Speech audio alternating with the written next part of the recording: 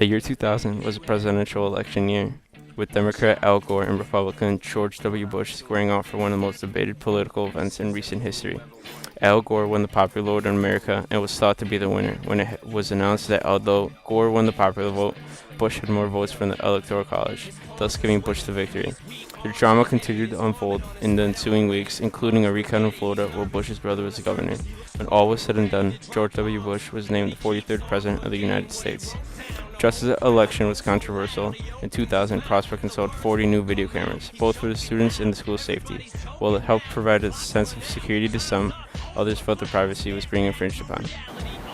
Just like with any kind of change, and any kind of change that seems to be like you're losing freedom, people weren't happy about it. I didn't really care. I didn't really notice it. I didn't plan on doing anything bad. So it really didn't matter to me. I didn't know, I didn't feel like I was going to get caught doing bad stuff. But yeah, there was an uproar. After a while, people got used to it.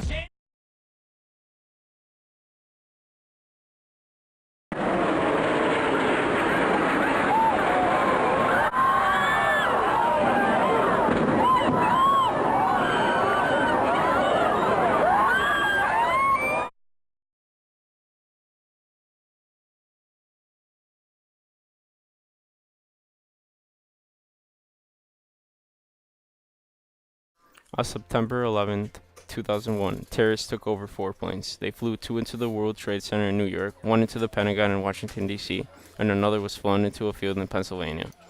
The effects of 9/11 were felt immediately. Following the attacks, the students at Prospect, as well as most of the world's population, were in shock and deeply saddened by the attacks. It was a really eerie day. There really wasn't class that day. And like after it happened, we pretty much went from class to class as like the bells. We went from class to class. But when we were in class, we basically kind of just watched TV and kind of watched what was happening. And that's kind of what that day was. We didn't have anything going on after school. Or if it was, even like a month, but I remember that week afterwards just being a really kind of like solemn time, and people were doing stuff. Like there were, like groups organizing, and like I was in yearbook class and we made these like yarn bracelets that were just red, white, and blue. Entire country, it was kind of a rallying point. Definitely saw a rise in like patriotism and people being proud to be Americans. I think it was galvanizing that way. So his parents were basically kind of helping organize this like anti-war demonstration, and they put papers up on the lockers. Go figure.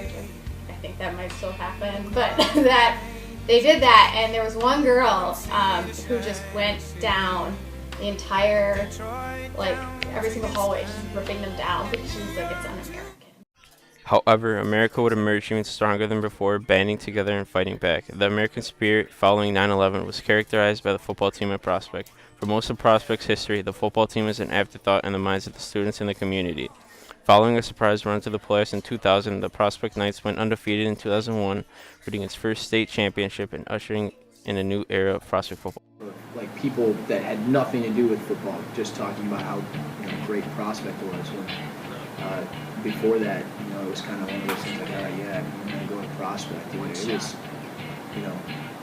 definitely brought out a lot of pride. Of my 4 years at Prospect, you can't talk about it without talking about the state championships, because we went from like a normal suburban high school to like we were in Friday Night Lights.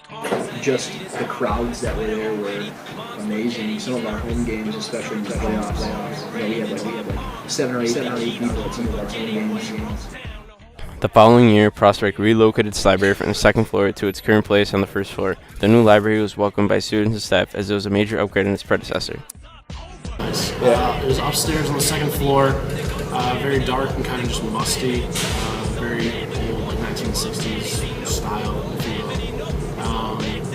Not as many computers, just trying to get stuff done. It was very different. I remember thinking it was really cool, actually. I can't remember setting foot in the library prior to it being redone, but after it was redone, it was just like, it was much more of an open space.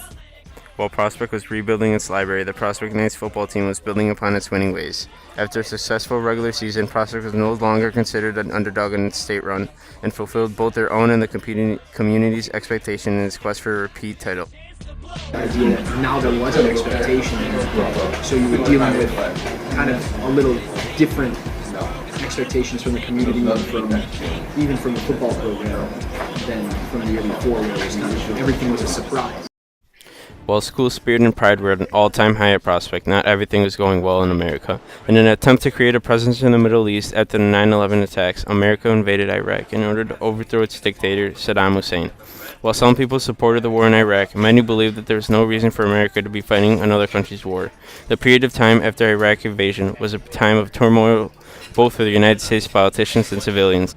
Initially it was tense. I remember watching the toppling of the Saddam Hussein Tower my freshman year on TV.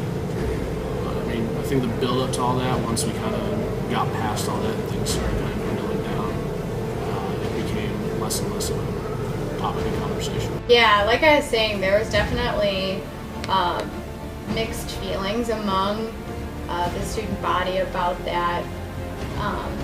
And it was, yeah, there were some groups that were definitely like anti-war, kind of saying this is dumb, and then, but for the most part, I think there was generally like a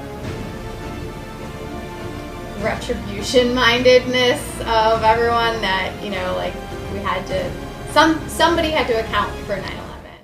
The public manner of the execution of Saddam Hussein was not the only thing that Prospect students were ashamed of. Jason Krieges, an assistant football coach and head of the choir department, sexually abused a student. While his actions were not made public until 2005, the abuse occurred in 2003.